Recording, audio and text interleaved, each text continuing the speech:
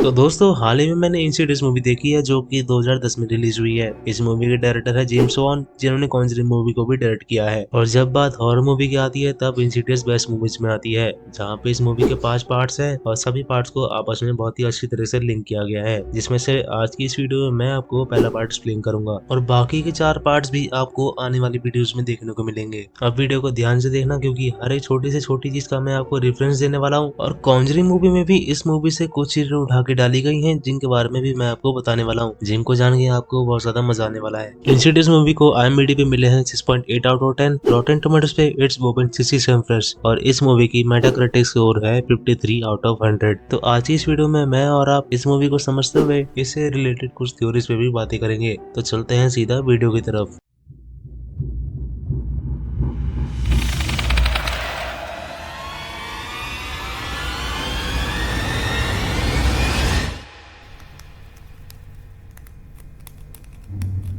तो मूवी की opening scene में हमें बच्चे को दिखाया जाता है जो कि अपने बेड पे सो रहा है और तभी कैमरा एंगल शिफ्ट होता है जहां हमें भूतनी को देते हैं और सीन यहाँ से कट हो जाता है। नेक्स्ट सीन में हम रेनी नाम की लेडी को देते हैं जो कि हाल ही में अपने नए घर में शिफ्ट हुई है। उसके परिवार में 5 लोग हैं, रेनी खुद, उसका पति जॉश और 2 बेटे, जिसमें से बड़े बेटे का नाम है डॉल्टन और छोटे बेटे का नाम है फॉस्टर और एक छोटी बेटी जिसका नाम कैली होता है। अब हम रेनी को देते हैं जो कि वहाँ बिखरे हुए सामान को समेट रही होती है एंड देन उसको एक फोटो एल्बम मिलती है और वो उस एल्बम को देखने लगती है। तभी हम पीछे से डॉल्टन को देते हैं जो कि सो के उठ चुका होता है और फिर वो अपनी माँ के साथ उस एल्बम को देखने लगता है और तभी वो अपनी माँ से सवाल करता है कि इसमें डैड की फोटोज कहाँ है। तो जिस बात पे उसकी माँ कहती है कि डैड अपनी फोटो संभाल के नहीं रखते और इसलिए इस एल्बम में उनकी फोटोज नहीं है। अब नेक्स्ट सीन में हम डॉल्टन को देखते हैं जो कि अपने खिलौने से खेल रहा होता है और तभी वहाँ के पास वाले एटी का दरवाजा अपने आप खुल जाता है। तो वो चेक करने के लिए वहाँ पे रखी लैंप को उठा के चेक करने के लिए चला जाता है। अब फिर डॉल्टन वहाँ लगी लाइट को जलाने की कोशिश करता है, इसलिए वो सीढ़ियों पे चढ़ जाता है पर सीढ़ियों की टूटने की वजह से वो नीचे गिर जाता है और तभी डॉल्टन को उस एटिक में कोई दिखाई देता है। हालांकि वो चीज हमें दिखाई नहीं जाती। उसे देख के वो जोर से चिल्लाने लगता है। अब डॉल्टन की चीख सुनने के बाद रेनी और जॉर्ज भी एटिक की तरफ भागते हैं और वो दोनों वहाँ पे पहुंच के डॉल्टन से पूछते हैं कि उसको क्या हुआ, पर डॉल्टन उस चीज के बारे में उनको नहीं बताता और फिर तीनों नीचे वापस चले जाते हैं और फिर सब लोग सो जाते हैं। अब यहाँ से सीन शिफ्ट होता है जहाँ हम अगली सुबह का सीन देखते हैं जहाँ पे रेनी सबके लिए ब्रेकफास्ट बना रही होती है और वो जॉर्ज को डॉल्टन को उठाने के लिए बोलती है। फिर जॉर्ज डॉल्टन को उठाने लगता है पर काफी आवाज देने के बाद भी डॉल्टन नहीं उठता। फिर यहाँ से हम हॉस्पिटल का सीन देखते हैं जहाँ पे हमें पता रहता है कि डॉल्टन कोमा में चला गया है। हालांकि उसके ब्रेन में कोई दिक्कत नहीं है और न ही कोई इन्फेक्शन है और यहाँ तक कि उसके सभी रिपोर्ट्स नॉर्मल है। अब यहाँ से कहानी हमें 3 महीने बाद की दिखाई जाती है जहाँ पे डॉल्टन अभी भी कोमा में है। रेनी अपनी म्यूजिक पे कॉन्सेंट्रेट करने की कोशिश करती है, तभी हम वहाँ रखे बेबी मॉनिटर में कुछ आवाज सुन पाते हैं जिसमें किसी आदमी की आवाज होती है जो कि कैली से कुछ चिल्ला के मांग रहा होता है और तभी कैली रोने लगती है और तभी रेनी कैली के कमरे में भाग के जाती है पर वहाँ पे कोई नहीं होता। अब यहाँ से सीन शिफ्ट होता है जहाँ पे हम रेनी और फॉस्टर को आपस में बातें करते हुए देखते हैं, जहाँ पे फॉस्टर बोल रहा होता है कि उसको रूम चेंज करना है क्योंकि उसको डर लगता है। तो रेनी उसे पूछते है कि तुम्हें किससे डर लगता है, तो फॉस्टर बोलता है कि उसको डॉल्टन से डर लगता है। तभी रेनी फॉस्टर से बोलती है कि तुम्हें डॉल्टन से डर क्यों लगता है। फॉस्टर बताता है कि वो आधी रात में चलता है इसलिए वो डॉल्टन से डरता है, लेकिन डॉल्टन कोमा में है तो वो आगे चल कैसे सकता है। अब हम रात का सीन देखते हैं जहाँ पे रेनी और जॉश आपस में बातें कर रहे होते हैं, तभी उनके मेन डोर पे जोर से कोई नॉक करता है और जब जॉश नीचे देखने जाता है तब उसे मेन गेट के बाहर कोई नहीं दिखता। और दूसरी तरफ हम देखते हैं कि रेनी को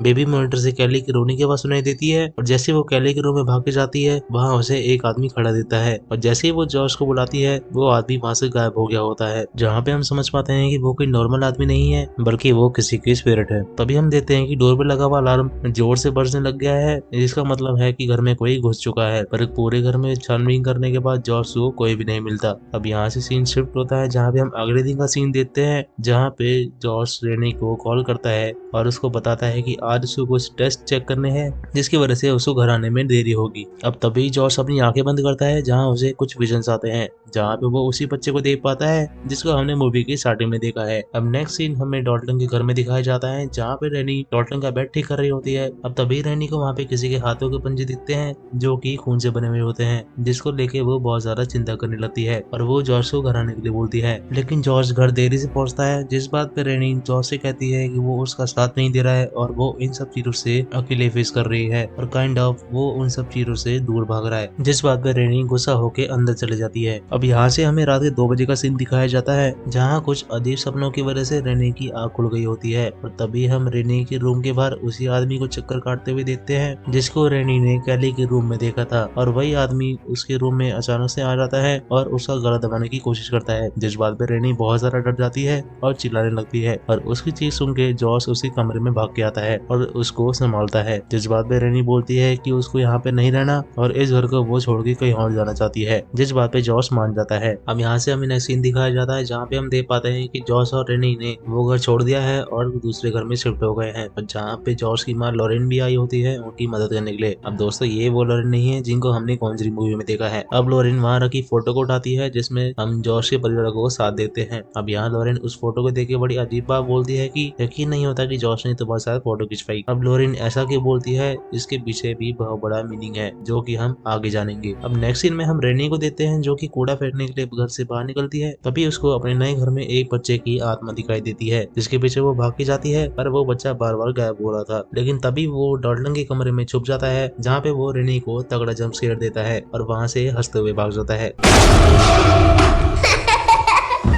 जिसे रेनी बहुत ज्यादा डर जाती है और अपने एक पुराने फ्रेंड को घर बुलाती है जो कि प्रीस्ट होता है। अब इतना कुछ होने के बाद रेनी समझ जाती है कि वो जो भी चीज है इनके इस घर में भी आ चुकी है और वो इतनी आसानी से उनका पीछा नहीं छोड़ने वाली, जिस बात पे जॉस यकीन नहीं करता। फिर हम जॉस की माँ को देते हैं जो कि बताती है कि वो आज यहाँ पे इसलिए आई है क्योंकि कल रात उसने एक अजीब सपना देखा था जो कि एक डीमन डॉल्टन के रूम के कोने में खड़ा था, और जब वो उससे पूछती है कि उसको क्या चाहिए तो वो बोलता है कि उसको डॉल्टन चाहिए। अब इसी बीच उसकी माँ उसकी ये सब के बारे में बता रही होती है, तभी उसको वही डीमन जॉस के जस्ट पीछे खड़ा हुआ दिखता है और वो उससे बहुत ज्यादा डर जाती है, और ये पूरी मूवी का सबसे तगड़ा जंप स्केयर होता है। अब उसी टाइम डॉल्टन के कमरे से आवाज आने लगती है, जिस आवाज को सुन के वो तीनों डॉल्टन के कमरे में भाग के जाते हैं, जहाँ हम देख पाते हैं कि डॉल्टन जमीन पर पड़ा हुआ है और उस रूम की सारी चीजें तहस नहस हो चुकी है, जहाँ हम उसी पंजे के निशान को देख पाते हैं जिसको हमने पिछले घर में भी देखा है, और ये पंजा किसी इंसान का तो बिल्कुल भी नहीं है। अब इतना कुछ होने के बाद लॉरेन एलिस को बुलाती है क्योंकि इन सब में से वह की मदद कर सकती थी। अब यहाँ से सीन शिफ्ट होता है जहाँ हम स्पेक्स और टकर नाम के दो बंदों को देखते हैं जिनको एलिस ने भेजा होता है। अब यहाँ से हम देख पाते हैं कि टकर अपने कैमरा की मदद से रूम को चेक करने लगता है जहाँ उसे दो बहनों की स्पिरिट देती है,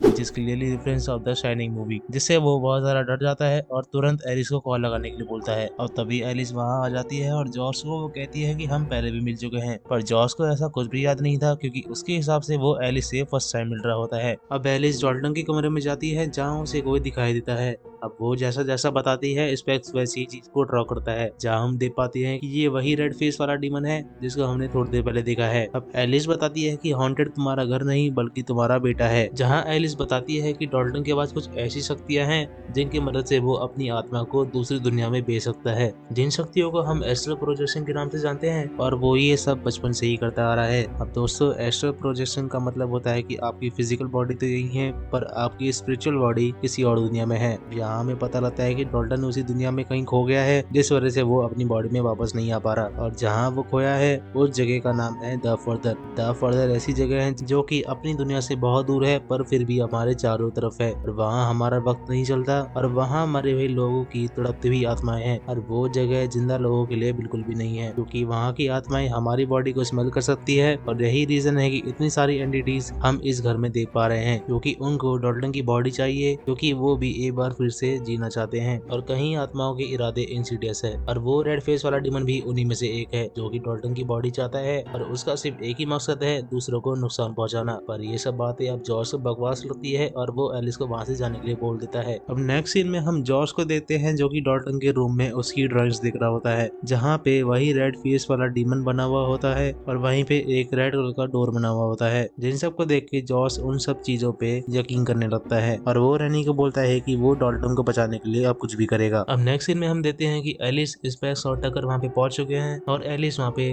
स्क्योन की प्रक्रिया शुरू करती है जिससे वो लोग डॉल्टन से बात कर पाते हैं, और डॉल्टन उन्हें बताता है कि वो वहाँ पे फंस चुका है और यहाँ से निकलने का कोई रास्ता नहीं है, और अगर उस लाल चेहरे वाले आदमी ने तुम्हारी आवाज सुन ली तो वो मुझे मार देगा। जहाँ हम समझ पाते हैं कि वो उसी डीमन की बात कर रहा है। अब यहाँ से सब बंद हो जाता है और अचानक से हम डॉल्टन को उनके बीच में खड़ा देते हैं जहाँ पे वो सबको मारने लगता है और जहाँ पे एलिस की मदद से सब कुछ शांत हो जाता है, और फिर वहाँ लगे कैमरास की मदद से हमें पता लगता है कि ये सब उसी डीमन ने डॉल्टन की बॉडी से करवाया है, जहाँ पे हम उस डीमन को डॉल्टन की बॉडी के पीछे खड़ा देते हैं, जहाँ हम समझ पाते हैं कि वो डीमन डॉल्टन की बॉडी पे धीरे धीरे हावी हो रहा है। अब यहाँ से सीन शिफ्ट होता है जहाँ पे एलिस ने लोरिन को बुलाया होता है ताकि वो जॉर्ज को पूरा सच बता सके। अब यहाँ लोरिन बताती है कि डॉल्टन को ये एबिलिटी उसको उसके पिता से मिली है, यानी कि जॉर्ज के पास भी यही सेम एबिलिटी थी। अब लोरिन आगे बताती है कि जब जॉर्ज 8 साल का था तब वो उससे कहता था कि वो किसी बुढ़िया की आत्मा से डरता है जो कि उसे रात में मिलने आती है, जहाँ हम समझ पाते हैं कि जिस बच्चे को हमने स्टार्टिंग में देखा है वो और कोई नहीं बल्कि जॉर्ज था, और वो उसी बुढ़िया की बात कर रही है जिसको हमने मूवी की स्टार्टिंग में देखा है। और उस बुढ़िया की आत्मा को हम इस मूवी में ब्राइड इन ब्लैक के नाम से जानते हैं, जो कि जॉर्ज की बॉडी के पीछे पड़ी हुई थी। और वो ब्राइड इन ब्लैक जॉर्ज की बॉडी के पीछे क्यों पड़ी हुई थी वो हमें आगे वाले पार्ट्स में पता लगेगा। जॉर्ज की बातों पे लॉरिन शुरू में तो यकीन नहीं करती, लेकिन उसको वही औरत जॉर्ज की फोटोज में दिखी, जो कि हर फोटोज में उसके क्लोज आती जा रही थी, और तभी उसने एलिस को बुलाया था ताकि वो जॉर्ज को बचा सके। यही रीजन था कि एलिस ने जॉर्ज से मिलकर ये बोला था कि हम पहले भी मिल चुके हैं, पर जॉर्ज को उस आत्मा से बचाने के लिए एलिस ने उसकी मेमोरी को मिटा दिया था, इसलिए जॉर्ज को उस टाइम का कुछ भी याद नहीं था, इसलिए वो एलिस को भी नहीं पहचान पाता। अब यहाँ एलिस जॉर्ज को बताती है कि उसको भी एक टाइम पे ब्राइड इन ब्लैक ने उसको द फर्दर में कैद कर लिया था, और इसलिए सिर्फ वही डॉल्टन को जाके बचा सकता है, जिस बात पे जॉर्ज हाँ कर देता है और एलिस जॉर्ज को द फर्दर में भेज देती है। अब काफी देर तक ढूंढने के बाद जॉर्ज डॉल्टन को ढूंढ लेता है, जहाँ पे उसको जंजीर से बांधा हुआ था, और वहाँ पे हम उसी डीमन को देखते हैं जो कि अपने नाखून तेज कर रहा होता है, और साथ में हम ये भी देख पाते हैं कि उस डीमन के बकरे जैसे पैर हैं। और ये सीन हमें लास्ट पार्ट में भी दिखाया जाएगा, जो कि इंसिडियस यूनिवर्स का सबसे एपिक सीन है। अब जॉर्ज डॉल्टन को ढूंढ लिया होता है और रेनी कहती है कि उसकी आवाज को फॉलो करे और वहाँ से बाहर आ जाए, पर यही आवाज सारी आत्माएं भी सुन पाती है, और वो सभी आत्माएं जॉर्ज और डॉल्टन की बॉडी में जाने के लिए उस जगह पे पहुंच जाती हैं। अब जॉर्ज डॉल्टन को उसकी बॉडी में भेज देता है, और तभी उसको वहाँ पे ब्राइड इन ब्लैक दिखती है, जो उसको जोर से चिल्ला चिल्ला के उसको जाने के लिए बोलता है। अब जैसे तैसे दोनों बच्चे अपनी बॉडीज में वापस आ जाते हैं, और हम यहाँ पे सब कुछ ठीक होता हुआ देखते हैं। अब नेक्स्ट सीन में हम जॉर्ज को देखते हैं, जो कि अपनी पुरानी फोटोज को एलिस को ये कह के लौटा देता है कि उसको अब इन सब चीज की जरूरत नहीं है, पर तभी एलिस कुछ नोटिस करती है, और तभी एलिस अचानक से जॉर्ज की फोटो क्लिक कर देती है, जिस बात पे जॉर्ज बहुत ज्यादा भड़क जाता है, और वो इतना ज्यादा गुस्सा हो जाता है कि जॉर्ज एलिस का गला दबा के उसको वहीं पे मार डालता है। अब तुरंत वहाँ पे रेनी पहुंचती है और जॉर्ज को ढूंढने लगती है, पर जॉर्ज वहाँ पे नहीं होता, और रेनी वहाँ पड़े कैमरे को देती है जिसमें जॉर्ज की जगह ब्राइड इन ब्लैक दिखती है। इसका ये मतलब है कि जॉर्ज द फर्दर में ही रह गया है, और जॉर्ज की बॉडी में वो ब्राइड इन ब्लैक घुस चुकी है। और ये बात एलिस को इसलिए पता लगती है क्योंकि वो जॉर्ज के हाथों को नोटिस करती है, जो कि किसी बूढ़े इंसान जैसे लग रहे होते हैं। अब तभी जॉर्ज वहाँ पीछे से आ रहा है, जो कि रेनी को ये बोलता है कि मैं तो यहीं पे हूँ, और मूवी यहीं पे खत्म हो जाती है। तो दोस्तों, ये था इंसिडियस मूवी का पहला पार्ट, जिसमें हमें हर एक सीन को बहुत ही अच्छी तरह से दिखाया गया है, और मूवी को सिंपल तो बिल्कुल भी नहीं रखा गया है, और इस मूवी का जंप स्केयर भी काफी इफेक्टिव है, जिन पे दिमाग लगा है जेम्स वॉन का। अब मैंने इतनी सारी हॉरर मूवीज देखी है, इसलिए मुझे अब जंप स्केयर कुछ ज्यादा पसंद नहीं आते, पर इस मूवी के जंप स्केयर्स की बात ही कुछ और है। अब इस मूवी की मैं और भी ज्यादा तारीफ कर सकता हूँ, पर समझ जाओ कि ये एक लेजेंडरी मूवी है, जिसको खुद देख के एक्सपीरियंस करने में ही मजा है। पर इस मूवी को उतने अच्छे रेटिंग्स नहीं मिले हैं, पर जब आप इस मूवी का सीक्वल देखोगे तब आपको पता लगेगा कि असली स्क्रिप्टिंग किसे कहते हैं, और कॉन्जरिंग मूवी तो इसके सामने कुछ भी नहीं है। इसलिए मेरी तरफ से स्ट्रॉन्गली रिकमेंडेड मूवी है, तो जाके जरूर देखना। तो अब बात कर लेते हैं इस मूवी में से कॉन्जरिंग मूवी के अंदर क्या क्या चीजें उठा के डाली गई हैं। तो सबसे पहला सीन ये, जहाँ पे इंसिडियस और कॉन्जरिंग मूवी दोनों में ही एक नए घर में शिफ्ट होने का प्लॉट डाला गया है, और इनके अलावा कई साइड कोस्ट हैं जिनके ऊपर एक पूरी सेपरेट मूवी बन सकती है, जहाँ कॉन्जरिंग मूवी में बनी हुई है, जैसे कि द नन और एनाबेल। और इनके अलावा एक साइकिक पावर वाली लेडी जो कि इंसिडियस में है एलिस, और कॉन्जरिंग में है लॉरिन, जहाँ पे दोनों को ही विजन्स आते हैं और अपने विजन्स के थ्रू ही केस को सॉल्व करते हैं, उस लंबे बाल वाले आदमी से और ब्राइड इन ब्लैक और रेड फेस डीमन से ही इंस्पायर होके द नन बनी। अब मूवी में और भी बहुत सी चीजें सिमिलर हैं, जो कि मैं आपको आने वाले पार्ट्स में बताऊंगा, पर ये सब चीजें काफी है समझने के लिए कि ये मूवी कॉन्जरिंग से काफी ऊपर है। बस फर्क इतना है कि कॉन्जरिंग को ज्यादा हाइप मिल गई है, जो कि इस मूवी को मिलनी चाहिए थी, जिस वजह से इस मूवी पर असर पड़ा। और दूसरा रीजन ये भी है कि कॉन्जरिंग मूवी का बजट इंसिडियस मूवी से काफी ज्यादा था, और उसकी मार्केटिंग भी बहुत अच्छे से की गई है। पर कॉन्जरिंग मूवी की स्टोरी पहले से प्रिपेयर थी, लेकिन इंसिडियस मूवी की story from the scratch layer by layer लिखी गई, जो कि हमें सस्पेंस के रूप में दिखाई गई। और बजट कम होने के बाद भी इंसिडियस मूवी कहीं से भी हल्की नहीं पड़ी, और इस मूवी का बजट सिर्फ $1.5 मिलियन था, पर इस मूवी ने कमाए $100 मिलियन,